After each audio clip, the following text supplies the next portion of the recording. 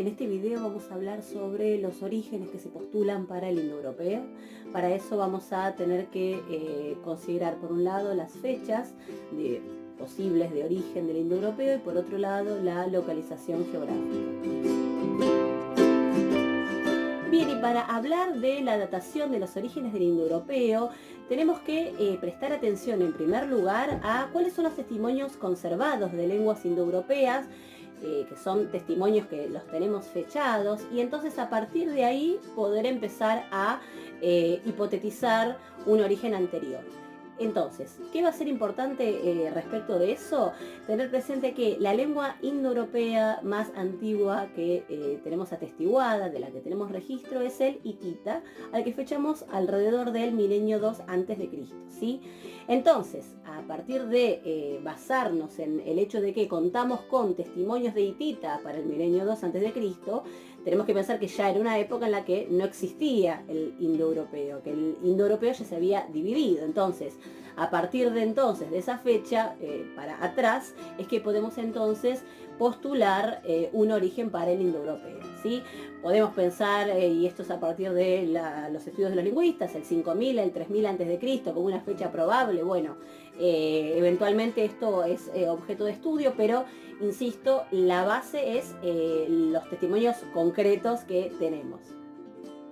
Entonces acá les pongo unos ejemplos de cuáles son los testimonios más antiguos con los que contamos, que son estas tablillas de escritura cuneiforme, hitita. Recuerdan ustedes que el hitita lo tenemos registrado tanto en lo que se denomina los jeroglíficos hititas, y por otro lado en este otro sistema de escritura que es el cuneiforme, y de estos los testimonios que son más antiguos son los de la escritura cuneiforme. Y acá les pongo entonces dos ejemplos de, es una tablilla de contenido legal, otra tablilla de contenido ritual, fechadas, una aproximadamente en el siglo XIII a.C., otra en el siglo XIV a.C., y corresponden a esta sola de Atusa en Anatolia. Entonces decimos, esta es la base sobre la que pensar. La evidencia material y lingüística nos habla de esto como los primeros testimonios. Entonces de ahí para atrás, bueno, hay que empezar a pensar cuál puede ser el origen de la lengua indoeuropea. Bien, comenzamos presentando la hipótesis del sánscrito, porque recordarán ustedes que el descubrimiento del sánscrito para el mundo europeo fue el que determinó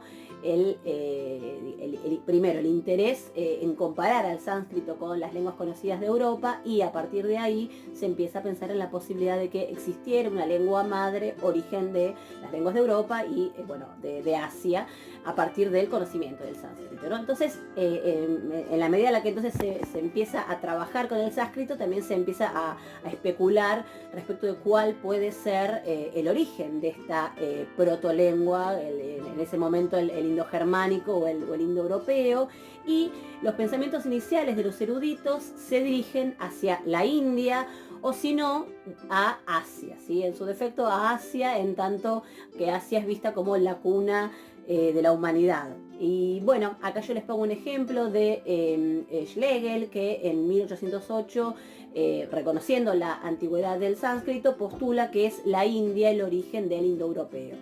Esta es una hipótesis que con el tiempo va a ser descartada, pero tengamos en cuenta que hay algunos estudiosos contemporáneos que la van a retomar, porque plantean, bueno, ahí les pongo algo de bibliografía que justamente da cuenta de estas discusiones, porque con el sánscrito y con las lenguas de la India está el hecho de que tenemos que tener presente su carácter oral. Entonces yo acá les pongo, por ejemplo, el Rig Veda, ¿no? Que es estos himnos, ¿no? Que son lo que podríamos denominar como el texto sánscrito más antiguo, y lo que muchos estudiosos postulan es que su tradición oral se remonta a la edad de bronce, ¿sí? Entonces acá entran consideraciones que exceden el testimonio que tenemos en un registro escrito, y se pasa a consideraciones en torno a la oralidad. Entonces, por más que nosotros tengamos textos que los remontamos al 1400, 1600 antes de Cristo, ¿por qué no se puede postular una antigüedad mayor en virtud de que estos himnos responderían a una tradición mucho más antigua? Y bueno, están por supuesto acá, sí, este es el terreno de la conjetura, y en todo caso es justamente aquello a lo que se dedican los lingüistas, que es a tratar de probar entonces este postulado de la mayor antigüedad de la lengua sánscrita. ¿Sí? Entonces, bueno, en resumen, la hipótesis del sánscrito lo que plantea es que reconociendo entonces al sánscrito como una lengua antigua en virtud también de los usos orales de esta lengua, se postula entonces a la India como el origen del indoeuropeo.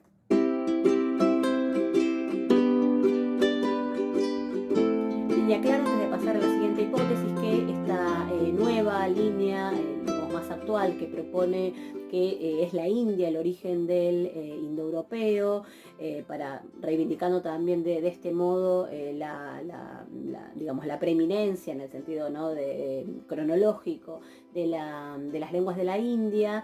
Es una teoría que también la tenemos que ver como en reacción a un paradigma que imperó durante muchos años en la comunidad científica, que es la teoría de que los pueblos arios habían invadido Europa, pero también la India. Entonces, esta teoría de la supremacía de un pueblo ario que invade las zonas de la India ha generado entonces también una reacción respecto de entonces los estudiosos, y tal vez me parece que resulta interesante también que tengamos presente estas consideraciones en torno a cómo se estudian estos temas, ¿sí? Entonces, por eso digo, o sea, si bien la hipótesis de la India como originario, digamos, como el proto-indoeuropeo originario de la India, es una teoría que hoy día no es predominante entre los estudiosos del indoeuropeo,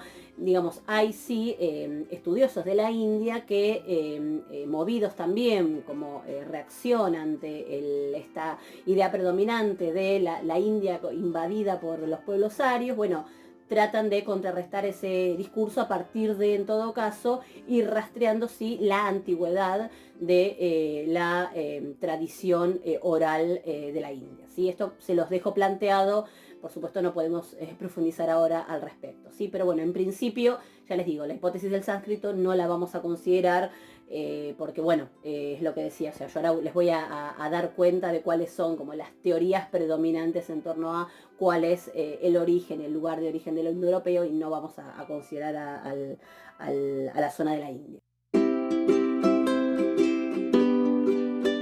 Bueno, y les comparto acá una segunda hipótesis que ya la venía adelantando en la diapositiva anterior, que es la del argumento racial. Esta hipótesis, por supuesto, que la vamos a descartar.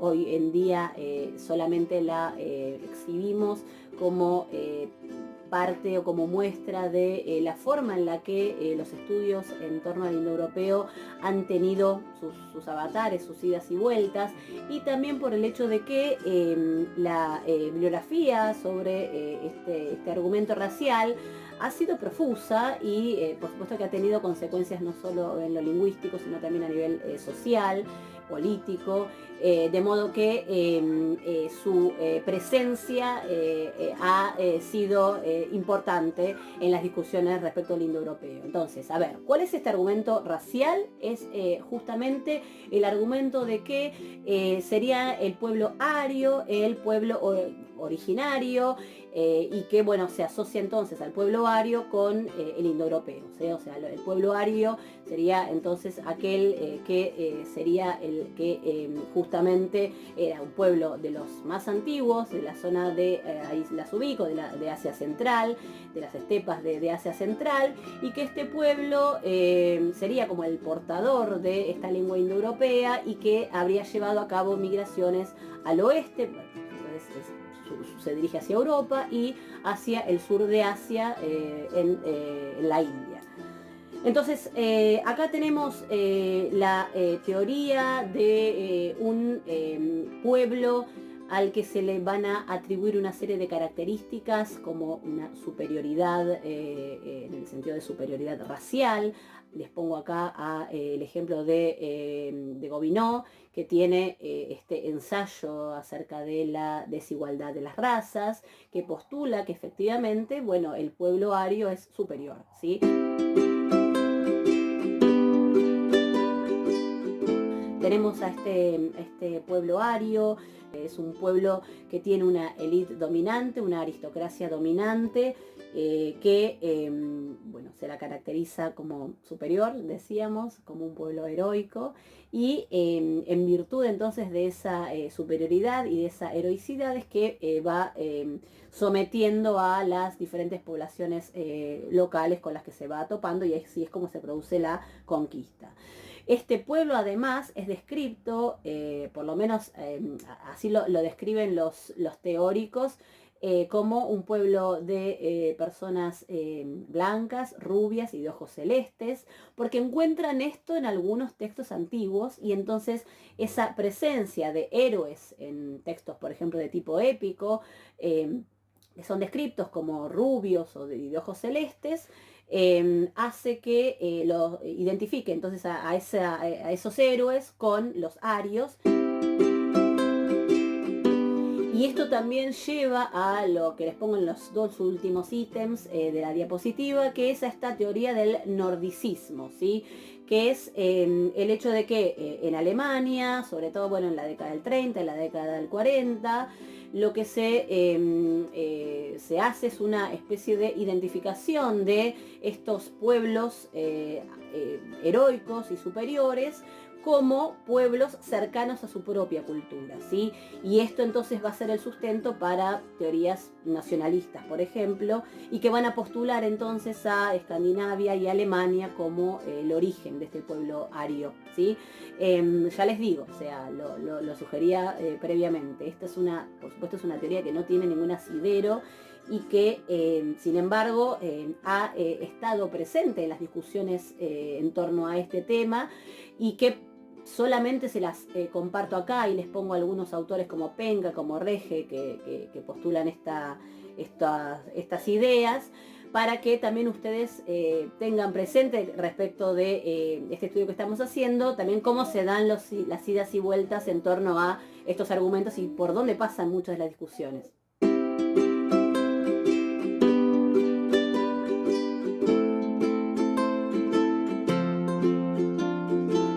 Bien, y lo que voy a hacer a continuación es darles un panorama de cuáles son las teorías que todavía están vigentes en la actualidad.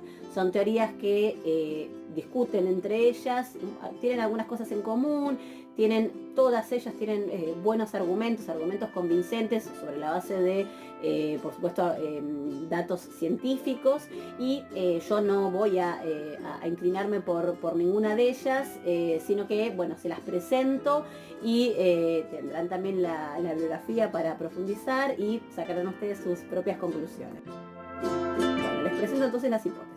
En primer lugar vamos a ver la de Gimbutas, en segundo lugar la de Gram-Kleritsey y Ivanov, y en tercer lugar la de Renfri, ¿sí? Son, ya les digo, o sea, todas ellas hoy en día son consideradas, y es cuestión de, bueno, ir viendo cada uno de los argumentos y cuestionarlos o seguir profundizándolos.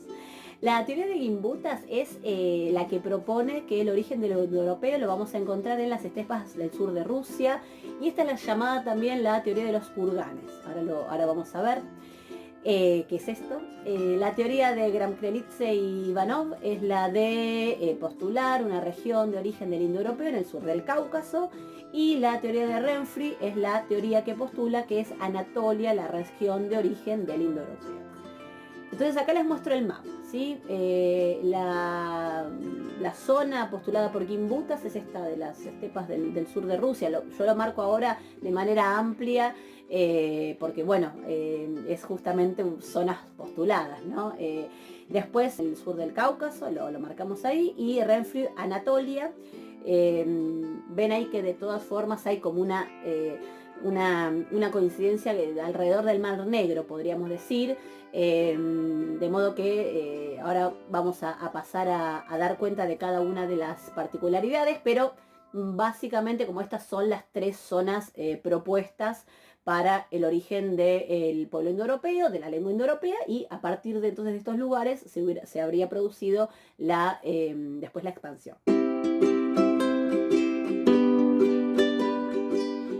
Bien, y antes de meternos en el estudio pormenorizado de cada una de estas tres teorías que comentamos, les quiero mostrar uno de los métodos que se usan justamente para tratar de reconstruir la región de origen del indoeuropeo, y van a ver que esta metodología, que es la que les pongo acá, la paleontología lingüística, la van a ver aplicada después a las teorías que vayamos a ver, estas tres teorías que vamos a ver. Y entonces, bueno, para que no nos perdamos en la explicación de las teorías de manera particular, les quiero exponer este método de la paleontología lingüística previamente, y después lo vemos en funcionamiento en cada una de las teorías. A ver, ¿qué es la paleontología lingüística? Que también puede aparecer en los textos como paleolingüística. Es un abordaje que encuentra en Adolphe Pictet, su fundador. Pictet tiene esta obra del año 1859, que es justamente un estudio del indoeuropeo a partir de la paleontología lingüística, y consiste entonces este abordaje en la reconstrucción de información cultural o de tipo social, contextual, a partir de la evidencia lingüística, ¿sí? Retomo entonces qué quiere decir esto, por las dudas.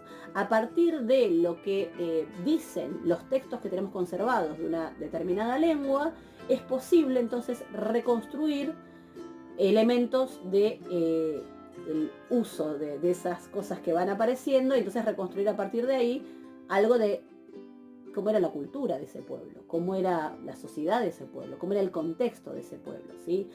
Es entonces una deducción de realidades extralingüísticas a partir de datos lingüísticos, ¿sí? Son algunas definiciones que podríamos dar de paleontología lingüística. Bien, les pongo acá un ejemplo que es un ejemplo clásico que van a encontrar en la bibliografía, que es el término haya. El árbol, ¿no? El árbol haya. ¿Qué pasa acá? Se reconstruye una palabra en indoeuropeo para la denominación del árbol de haya, porque en ruso, en griego y en latín contamos entonces con una palabra que son, bueno, a esta altura ya venimos trabajando con esto, ¿no? O sea, son palabras que remiten a una fonética similar y dan cuenta entonces de un árbol, que sería este árbol de haya, que aparece entonces en ruso, businá, en griego, fegos, y en latín fagus, ¿sí?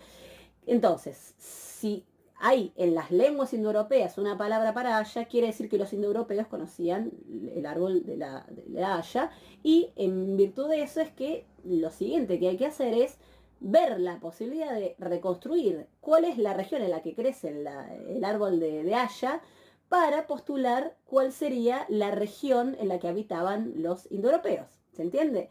Entonces, ven como acá se mezclan consideraciones que exceden también lo lingüístico, ¿sí? En esto consiste la paleontología lingüística. Entonces, acá se va a postular el hecho de que nosotros tenemos conocimiento de que las hayas no crecen al este de la línea que va desde Kaliningrado, en la bibliografía va a aparecer como el nombre antiguo, Königsberg, en el este de Prusia, hasta Crimea, ¿sí? Esto es lo que se dice. Entonces, si las hayas en esa zona no crecen, lo que se postula es que los indoeuropeos deberían haber vivido en una zona digamos, aproximada, que se encuentra al oeste de esa línea, ¿sí? de la línea que va de Königsberg hasta Crimea, ¿sí? Esto es lo que dice, lo que van diciendo los textos, ¿sí? Y esto de todas formas es problemático, porque así dicho es muy persuasivo cuando uno lo escucha, pero después surgen otros problemas, que es, por ejemplo, que no estamos del todo seguros que efectivamente estos sentidos aluden específicamente a ese árbol, ¿sí? En el caso del griego, de hecho, puntualmente, una de las cosas que se dice es que es probable que esa palabra fegos no esté aludiendo al árbol de haya, sino a otro tipo de árbol.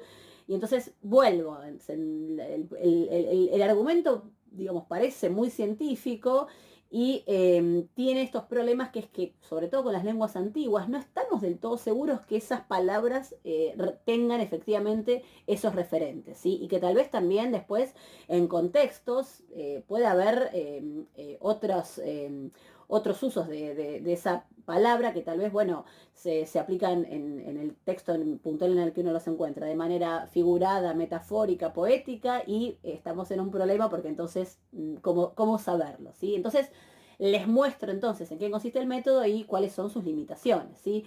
Les pongo otro ejemplo que es el de la palabra para mar. Se postula que el protoindoeuropeo tiene una palabra mori, que sería la palabra que refiere al mar, a partir del hecho de que en lituano, en gótico, en latín y en otras lenguas indoeuropeas existen una palabra, mares, mare y mare, etcétera, que remite al mar y obviamente, como venimos diciendo, en virtud entonces de la semejanza fónica de esos términos, más digamos, la identidad de su referente, todas refieren al mar. Entonces se postula que si en las lenguas indoeuropeas existen estas palabras, quiere decir que en indoeuropeo existía una palabra para mar y por ende los indoeuropeos debían vivir en una zona cercana al mar, ¿sí? Y acá de nuevo, ¿cuál es el problema? El de si efectivamente la palabra alude a mar o tal vez se refiere a un lago, ¿sí? A una porción extensa de agua y puede ser un lago interno, por ejemplo, y no necesariamente un mar, ¿sí? Entonces, ante la ambigüedad o la posibilidad de ambigüedad del término, es difícil entonces establecer si efectivamente la región geográfica tiene que ser una región cercana al mar o no. Y les pongo un último ejemplo, porque digamos, hay varios más, pero bueno, aprovecho y les menciono para que vean cómo funciona la paleontología lingüística, que es el de la denominación de salmón. Salmón, que se postula una palabra indoeuropea que es loxos, que está en lituano, está en tocario B, está en latín, vamos poniendo como de nuevo diferente, tratando de ir variando los testimonios. Y entonces, ¿qué se dice? Bueno, ¿dónde vive el salmón? Y bueno, el salmón vive en los ríos del norte de Europa. Entonces, bueno, será el origen del indoeuropeo, entonces ese. Pero después también, con el tiempo se descubre que en la zona del sur de Rusia también hay salmones. Entonces, bueno, ven que es problemático porque tenemos que dar cuenta de varios factores para la reconstrucción, ¿no? Bien, y después no quiero dejar de mencionar el que se denomina el argumentum ex silentio, que está muy asociada con la paleontología lingüística, que es pensar entonces que si hay en indoeuropeo ausencia de determinadas palabras, es porque justamente eso da cuenta de que en la realidad de los indoeuropeos eso no existía, ¿sí? Y esto también es problemático porque el argumentum ex silentio es problemático, digamos, hay que probar algo sobre la base de que no tenemos evidencia respecto de ello, cuando el día de mañana podemos perfectamente encontrar algún registro de que sí existe esa palabra. Entonces, lo aclaro porque en la medida en la que la paleontología lingüística justamente se basa sobre todo en los registros lingüísticos conservados, bueno, cuando hay una palabra que no está conservada, digamos, la paleontología lingüística en principio debería postular que esa palabra no es conocida por los indoeuropeos y por ende esa realidad aludida en esa palabra no la conocían, ¿sí? Entonces es complejo eso, insisto, porque el día de mañana se pueden conocer argumentos, o digo, registros que contradigan eso. Y yo aclaro esto que igual ahora lo van a ver, que es que una de las grandes fallas que se le señala al método es que puede llevarnos a que lo que se deduce de estos testimonios diga algo, postule algo y su contrario, ¿sí? Entonces acá el ejemplo es el de Henny y Schrader, que trabajan ambos con paleontología lingüística y los dos postulan dos regiones distintas para el origen del indoeuropeo, así como ejemplo. Y ahora de hecho lo van a ver como muchos de las teorías, muchos de los argumentos de los que se valen las teorías sobre la región de origen del indoeuropeo se basan en la paleontología lingüística y bueno, no llegan a los mismos resultados. Así que eso también para tenerlo en cuenta. Bien, y por último entonces, antes de pasar entonces a las teorías, si nosotros nos valemos de la paleontología lingüística, tenemos que postular, o sea, en esta idea, ¿no? De dónde hay hayas, dónde hay mar, dónde hay salmones, etcétera, etcétera, una zona para el origen del indoeuropeo en el norte de Europa, en el Báltico, en el sur de Rusia, atendiendo a que, bueno, a dónde crecen las hayas, a dónde puede haber mar, a dónde viven los salmones y a otra serie de consideraciones, por supuesto, más grandes, pero estas son como de las más importantes porque justamente excluyen, o sea, no hay salmones en todos los mares, o no hay mares en todas las regiones de Europa, o no crecen las hayas en toda Europa, entonces estos tres sustantivos son como de los más usados a la hora de postular esta zona del norte de Europa, el Báltico, el sur de Rusia, para el origen del indoeuropeo, que sería algo así como esta zona, más o menos del